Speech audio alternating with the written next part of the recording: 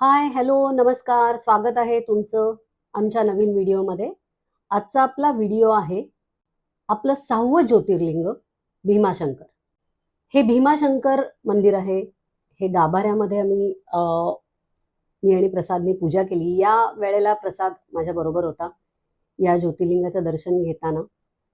आमच्याबरोबर आमचा मित्र आशिष पाडळे आणि त्याचं पूर्ण कुटुंबही होतं. त्याची बायको अनुजा आणि त्याचा लेक, असे आम्ही सगळे एकत्र या मंदिराच्या दर्शनाला गेलो होतो. ह्याच्या मागे एक कारण आहे.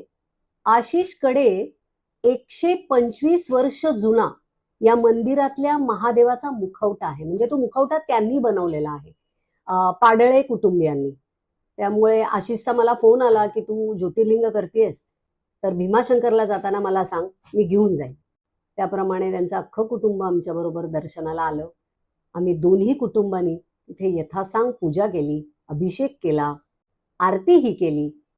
हर हर महादेव.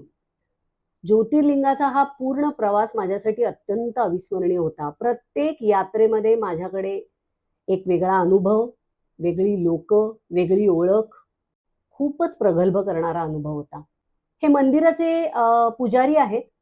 त्यांनी आम्हाला तिथे समोर उभं करून आमच्यासाठी श्लोक म्हणले, काही स्तोत्र म्हणली. भीमाशंकर मंदिराच्या गाभाऱ्याचं काम चालू आहे.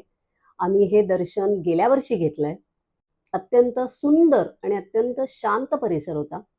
काम चालू असल्यामुळे थोडीशी गडबड होती तिथे, पण दर्शन छान झालं.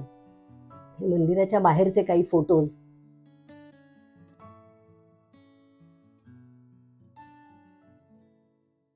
हा तो मुखवटा आहे महादेवाचा. किती भाग्य आमचं की तो मुखवटा आम्हाला हातात घ्यायला मिळाला. Thank you Ashish, thank you so much. या संपूर्ण प्रवासासाठी तुला मनपूर्वक धन्यवाद. हर हर महादेव.